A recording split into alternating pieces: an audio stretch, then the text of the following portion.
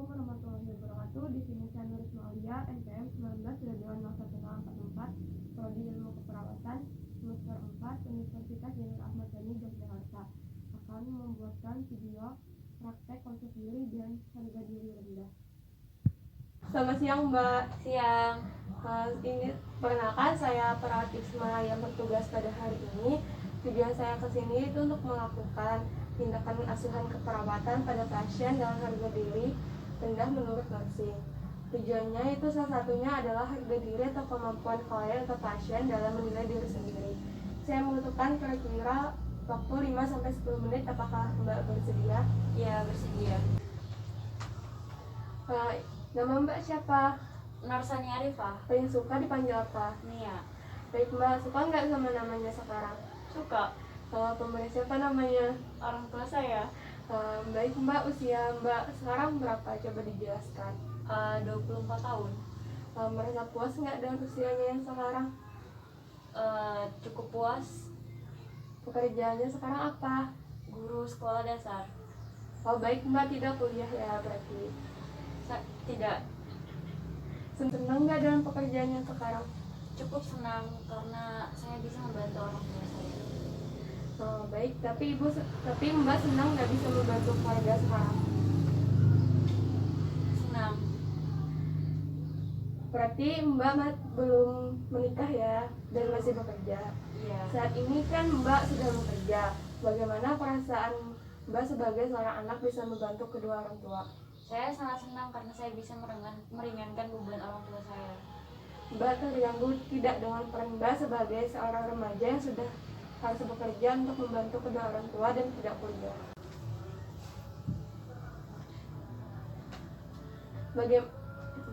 Mbak terganggu tidak dengan peran Mbak sebagai seorang remaja yang sudah harus bekerja untuk membantu kedua orang tua? Sebenarnya saya ingin kuliah, tapi karena orang tua saya tidak mempunyai cukup biaya, jadi saya memutuskan untuk membantu orang tua saya. Baik Mbak, orang tua di rumah sehat ya? Iya. Bagaimana sih Mbak kalau di rumah sebagai seorang anak, apakah sudah dapat membahagiakan kedua orang tua atau Mbak rasakan sebagai seorang anak? Saya rasa saya sudah cukup bisa membagikan kedua orang tua saya dengan saya bekerja dan mematuhi semua yang mereka katakan. Baik Mbak, merasa lebih baik ya, bersyukur karena dapat membantu orang tua. Kalau di masyarakat ikut kegiatan apa Mbak?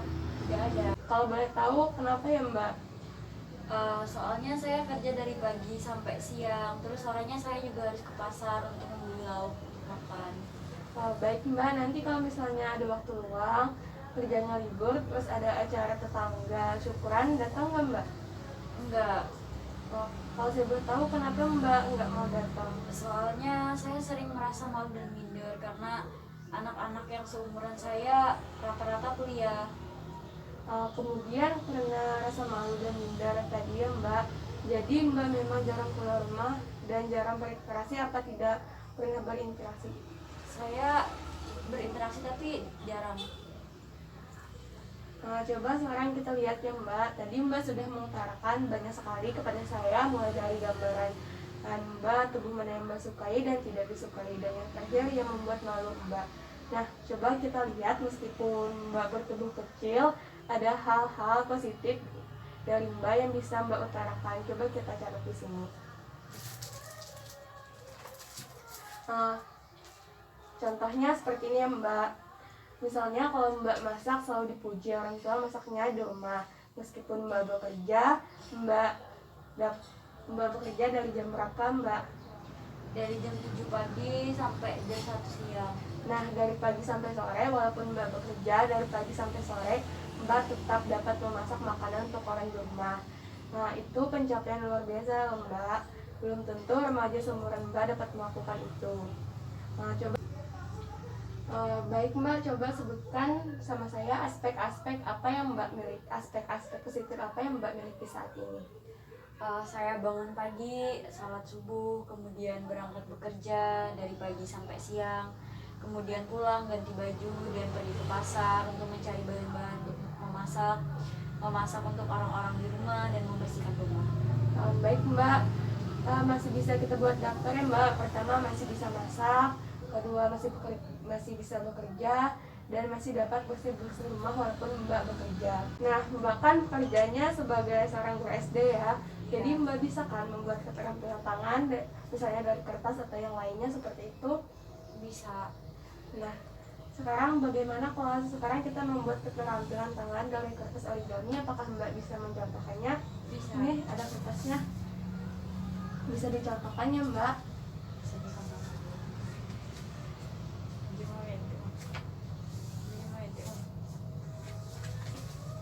Gimana itu? Nah, itu jadi Mbak Mbak sekarang kan Mbak sudah bekerja menjadi guru SD dan mempunyai bakat membuat keterampilan tangan. Jadi Mbak itu sudah mempunyai bakat yang belum tentu mahasiswa dapat mempunyainya. Iya.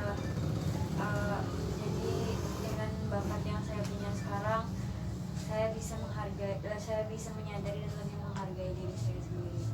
Nah, baik Mbak, seharusnya Mbak dapat menghargai diri sendiri ya Mbak, dan menyadari aspek-aspek positif yang Mbak punyai.